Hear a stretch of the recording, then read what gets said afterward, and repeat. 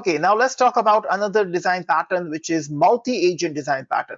Up to this point, whatever design pattern we have seen, we're mostly focusing on one single agent. And we have also seen that how we can develop one single agent, which is using some tools or which is doing some planning of multiple tasks. Now it's a time we have to focus on multi-agent kind of a design pattern. And remember guys, exactly after this videos and all, we are going to have one step-by-step lab in which we are going to create a multi-agent application using AI agents. So we are going to do that thing, but let's focus on what is this multi-agent design pattern. A multi-agent pattern is actually focusing on orchestrating multiple agents to work collaboratively on complex tasks. Now, this pattern leverages agent specialization and parallelism associated with that. So basically, every agent is going to be focusing on one specific purpose. That's what the meaning of agent specialization. And it's also going to focus on parallelism, which means that if there are multiple agents, there are chances that sometimes some agents are not going to be dependent on each other. So there are no dependency tasks based on which we have to do that sequential execution. And that's the reason we can do parallel executions of our agent as well. Now, some of the key features of this patterns are division of labor. Basically, agents are going to handle different aspects of task, and then it's basically going to do a work distribution. Then coordination. A central orchestrator is going to ensure that agents are going to align their actions. We are going to create an exact same application like this, so we'll see that thing.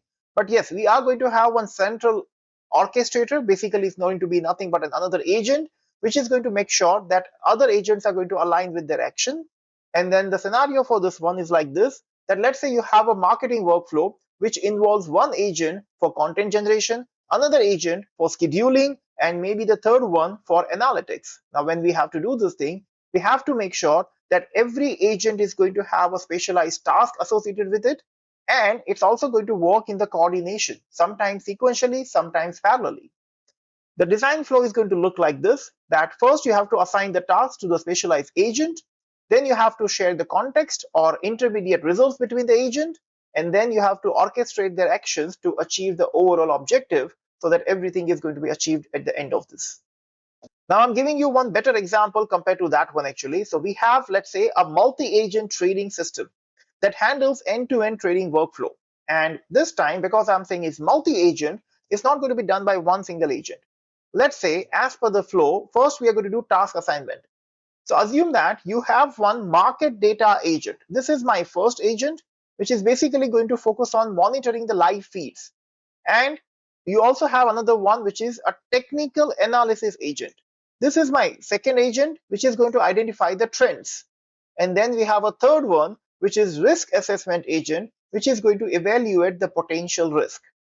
Now, if you focus on this, each agent is having a specialized task. One is just monitoring the live feed. Second one is identifying the trends. And third one is evaluating the potential risk. Now, sometimes people ask me this thing that can't we do all this thing with one single agent?